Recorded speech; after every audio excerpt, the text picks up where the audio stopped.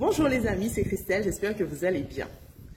Aujourd'hui, je vous fais cette vidéo, on va continuer à parler de la Guadeloupe autonome, mais cette fois-ci d'un point de vue économique. Qu'est-ce que la Guadeloupe autonome peut apporter concrètement au développement économique de la Guadeloupe?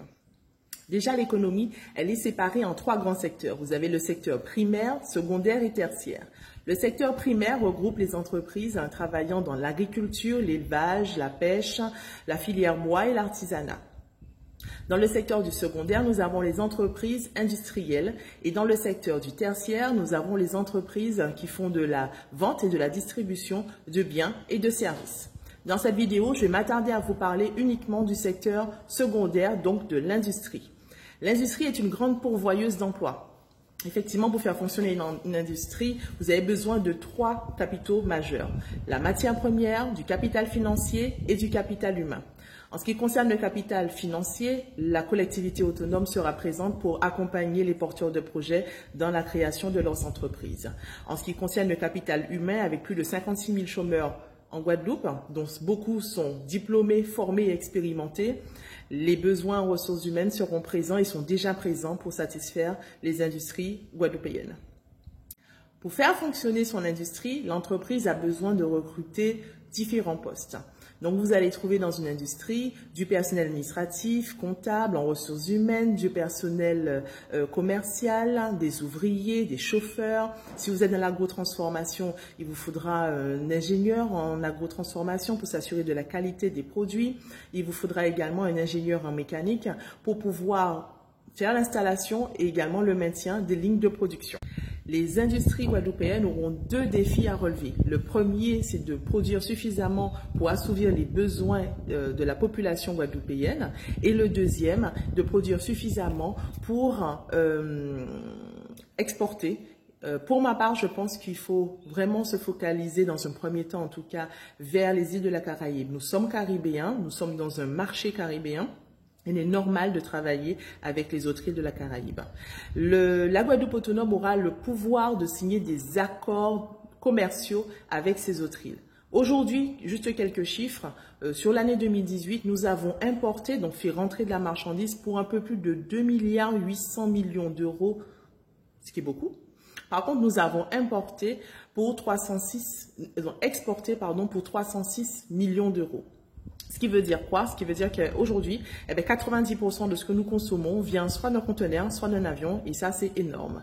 La collectivité autonome, quant à elle, elle aura le pouvoir de signer des accords commerciaux avec les différentes îles de la Caraïbe.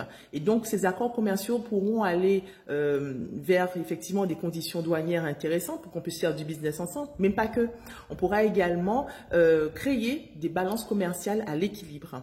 Et donc, ces balances commerciales à l'équilibre, elles s'entendent d'une manière très simple. On se met d'accord sur une somme en se disant, par exemple, bon, on veut travailler avec Sainte-Lucie, eh bien, on va signer un accord commercial avec eux pour dire que nous allons leur envoyer pour 100 millions d'euros de marchandises et qu'en contrepartie, nous allons nous engager à acheter chez eux pour 100 millions d'euros de marchandises. Et là, la balance commerciale, elle est à l'équilibre. L'intérêt de cela, c'est de se dire que lorsque nous allons acheter des produits venant de Sainte-Lucie, eh bien que l'argent que nous allons dépenser va participer au développement économique de leur pays, va participer au développement économique des entreprises et participer au maintien des emplois des Sainte-Luciens dans leurs entreprises. En contrepartie, ça sera la même chose. Les produits que nous allons exporter vers leur territoire, eh bien, vont participer au développement économique de notre pays, participer au développement économique de nos entreprises et participer au maintien de nos emplois locaux. La collectivité autonome ne s'arrêtera pas à de l'accompagnement financier. Comme je vous l'ai dit dans la précédente vidéo, elle aura le pouvoir sur le foncier. Donc, elle pourra mettre à disposition des porteurs de projets des espaces sur l'ensemble du territoire guadeloupéen pour l'installation de ces industries. Car il n'est pas normal qu'aujourd'hui, comme on le voit actuellement, que le développement économique se focalise principalement sur Cap Excellence alors qu'il y a 32 communes en Guadeloupe et de la place pour pouvoir les installer. Voilà les amis, j'espère que cette vidéo vous a plu et que vous y voyez un peu plus clair dans ce que la collectivité autonome sera en mesure de faire avec les pouvoirs qu'elle aura en ce qui concerne sa responsabilité du développement économique de la Guadeloupe. Je vous dis à bientôt pour d'autres vidéos. Prochaine vidéo, on parlera de développement économique toujours, mais cette fois-ci du secteur primaire.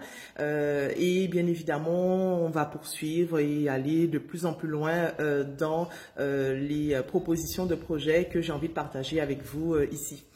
Voilà, je vous dis à bientôt pour d'autres vidéos. N'hésitez pas à liker, à commenter et à partager massivement. Tous les Guadeloupéens doivent savoir ce que la collectivité autonome pourra leur apporter de façon concrète sur le territoire guadeloupéen. Pour ma part, je vous dis à bientôt et je vous embrasse.